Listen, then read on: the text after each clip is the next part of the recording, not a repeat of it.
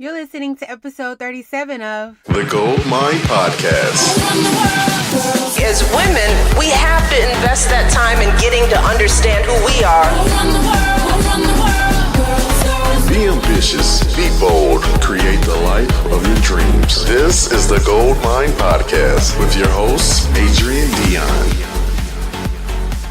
Hey you guys, and Merry Christmas to all of you who will be listening on Christmas Day. Thank you for taking the time to listen, and for all of you who will be listening later on in the week, I hope that you enjoyed your Christmas, you enjoyed spending time with your family and friends, and you ate good food. I definitely plan on doing that as well.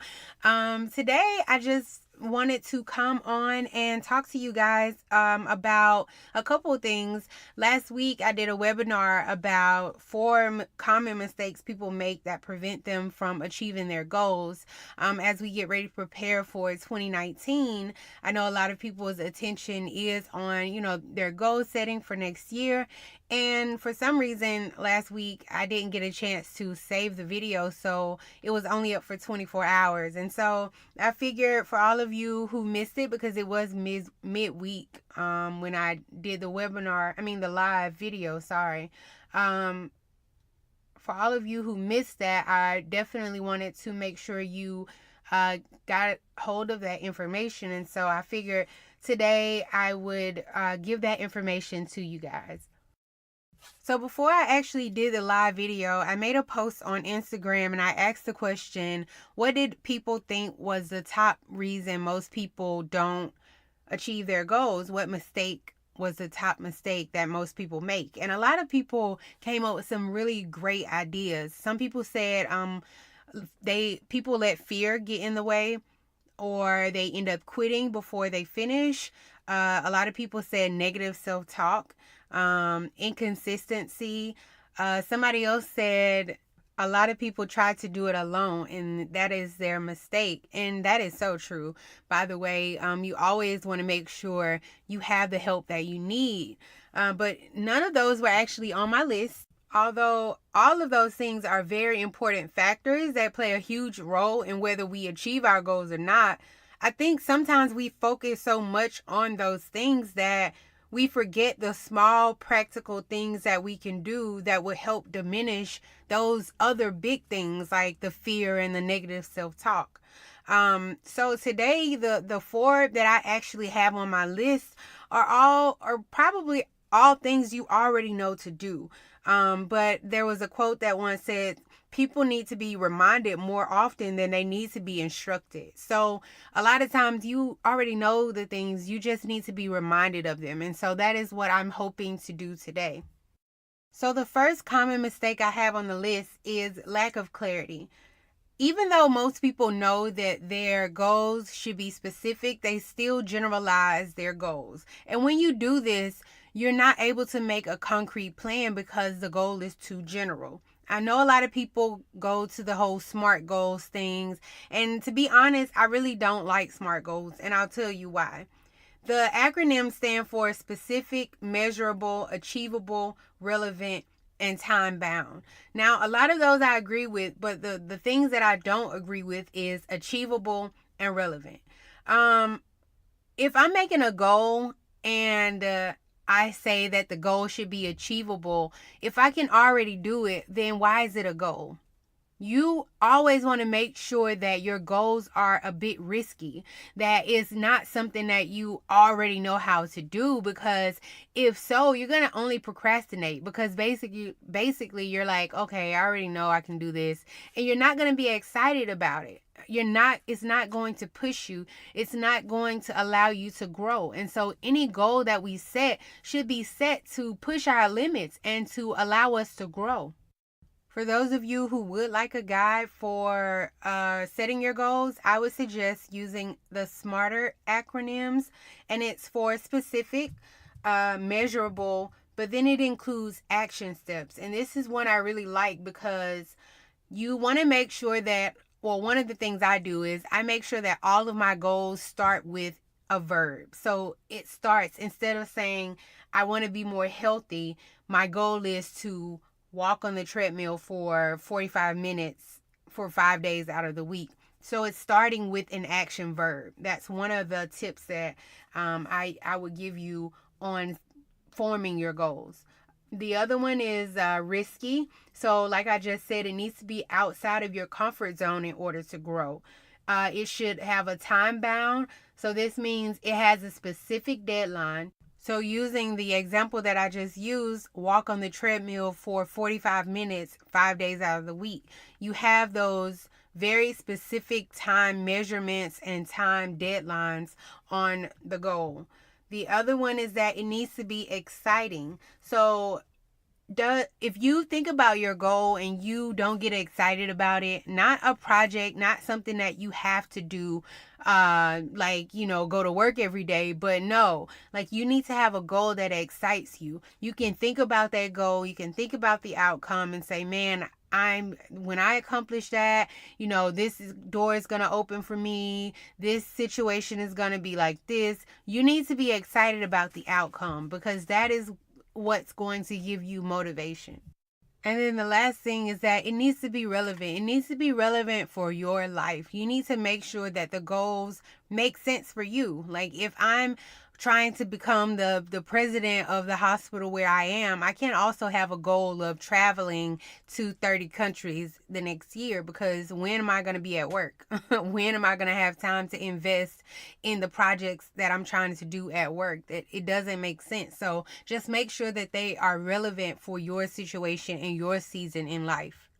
Which brings me to the next common mistake on my list, and that is that a lot of people don't achieve their goals because they lack motivation. And I'm not talking about because you didn't listen to Gary Vee or Tony Robbins. A lot of people are making goals that are the outcome of external pressures, or they're making goals depending on what's trendy or to keep up with other people. And so what I mean by this is, I may have a goal to lose 20 pounds, but it's only because my fiance wants me to lose 20 pounds. And so I'm not making a goal for myself, I'm making it for other people. And therefore, anytime you have goals based on outside pressures, it's going to be hard, because you're going to be fighting a losing battle. Anytime the foundation of your goal is out of fear or insecurity, you're fighting a losing battle. I can't tell you how many people it is out there in the world creating businesses because they're trying to keep up with such and such. You know what I'm saying? It's not something that they really want to do. And therefore, when times get hard, when you're called to sacrifice a lot of time and a lot of other money, a lot of different things, they don't want to finish and they don't want to pull through because their motivations came from something outside of themselves. There are a lot of people fooling themselves about the goals that they're setting. You need to make sure that you're not setting your goal because it's trendy right now. Take time to sit and look at your list of goals and see, what is my why? I know that's so cliche, but if you don't have that backing you, when times get hard, you're going to give up. And so you need to make sure that all of your goals are set because you want them, not because somebody else wants them for you, not because somebody else wants you to be a doctor, not because somebody else wants you to go to get your master's degree, but because you want it. That is what's going to make the difference. The third mistake I have on the list is lack of activation. And basically that just means they failed to launch. And that's simple, right? When you don't start, you don't finish. This can happen for so many reasons. And a lot of people, when they were writing in, I think that this is what they were talking about. A lot of people let fear get in the way, or, they're overwhelmed. They get busy with life. And it basically all goes back to a mismanaged mind. And so I would definitely suggest that you invest time in learning the tools to overcome those mental barriers that may stop you.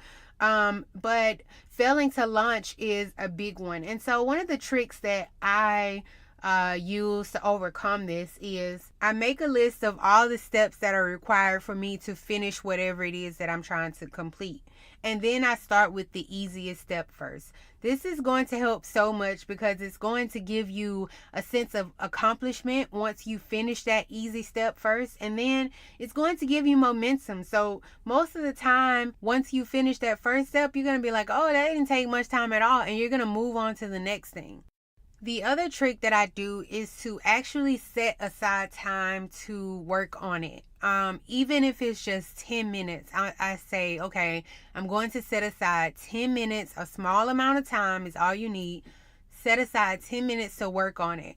And what happens is when you couple this trick with the first one, starting with the easiest step first, you're going to go a lot longer than you actually thought you were. So a lot of times I'll sit down to start writing and I say, I'm just going to do 10 minutes no matter what. Sometimes I only do 10 minutes, but at least I kept my word and I did just that. But most of the time I look at the clock and I've spent actually 30 minutes. And so it's because I get into a flow and I keep going, and it just makes it a lot easier.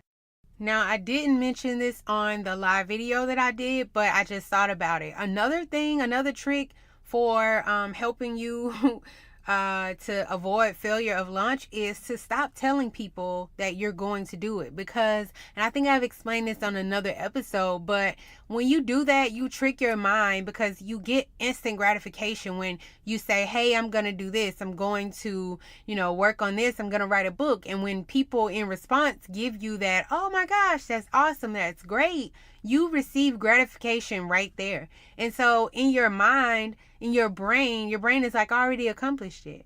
And so a lot of times we're so busy talking about what we're going to do that we actually never, our brain never pushes us to actually start working on it because we've already gotten the gratification that we were seeking. And so my advice would be, if you're planning to work on something, don't talk about it before you actually launch and get started.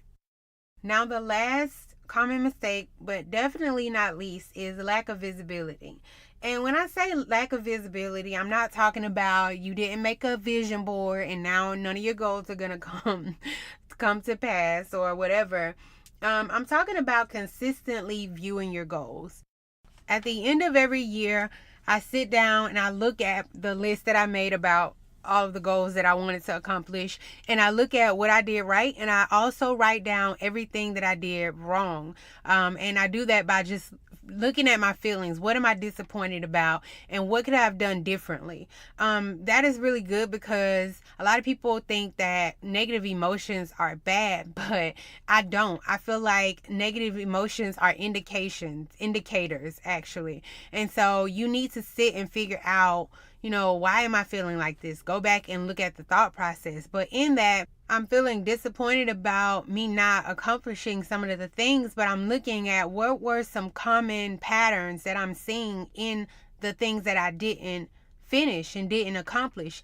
And for most of them, for probably 95% of them, the reason I did not accomplish them because they weren't visible. They became less of a priority over time because out of sight, out of mind, right?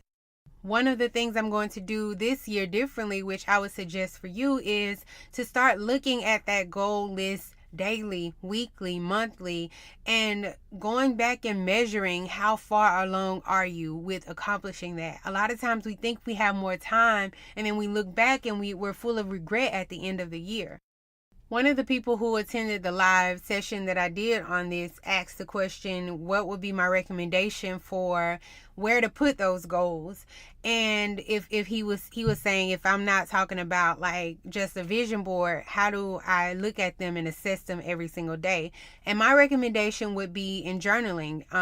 One of the things I love about creating the best version of me journal is that it has a section for your top 3 priorities. And so daily, you need to look at your goal list and set 3 top priorities for the day. That way you can stay focused on your goals. And then weekly, you need to start reviewing your goals and assess, am I on track to goal achievement here? If I'm not, what do I need to do next week that's going to help me get better on track? And then quarterly, and you can do it monthly as well. You need to spend one day each quarter reviewing your goals in depth, checking to see if you're on track and reminding yourself of your why that we talked about, that motivator, and make any revisions if you need to.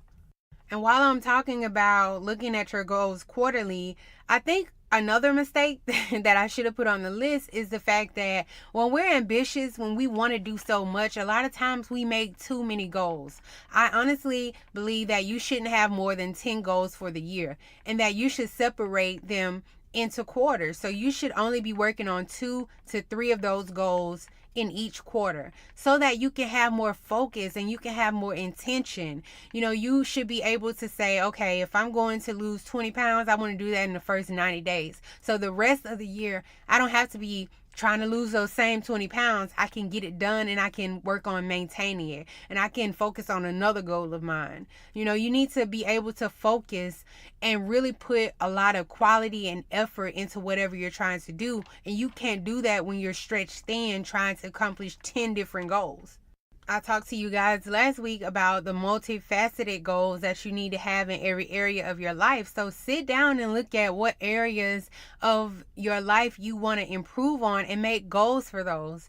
And then sit down and say, I'm going to focus all of my attention on completing these 3 goals in the first quarter, the second quarter, or however you want to do it. But you need to make sure you're not hyper focused on just one area, but at the same time, you're not overwhelming yourself. I know a lot of times we like to blame things on the enemy and, this person, but a lot of times we put too much stuff on ourselves. You are only human. You can only do so much. And so it's important to be clear on what you're trying to do. Plan and prepare. Like, seriously plan. That was another one of my mistakes. I wanted things to happen, but I didn't do all that I could to make sure that I was prepping for that environment, prepping for that goal to manifest. And so I know it seems like, it's a lot to look at your goals every day. Like, every day I need to look at them. Yes, because you need to be intentional with your days, with your time, to make sure at the end of 2019, it is everything that you wanted and more. And the only way you're going to be able to do that is to keep your goals visible, keep them a priority. Life happens, and that's what I'm talking about. Just moving through life, reacting the whole time instead of being intentional. Life happens. Life gets busy. Other things come into play. But if you have those goals visible and in front of you, you can make sure that, hey, I know I have to handle this, but I also have to get back to what I'm doing because, I have a goal here and I'm trying to accomplish some things this year. And so you don't get distracted too often. All right, you guys, I hope that by bringing awareness to these common mistakes that it'll help you to avoid them, because we have moves to make in 2019. You still have moves to make in 2018, and a lot of that is preparing, making sure that you have all your eggs in a row. Is that right? Baskets or something. Everything lined up so that you can hit the floor running, hit the ground running. Dang, I'm really bad with this. Okay, that's all I have for you guys today. I hope that you enjoy the rest of your week, and I look forward to talking to you guys next week. Have a great day. Bye.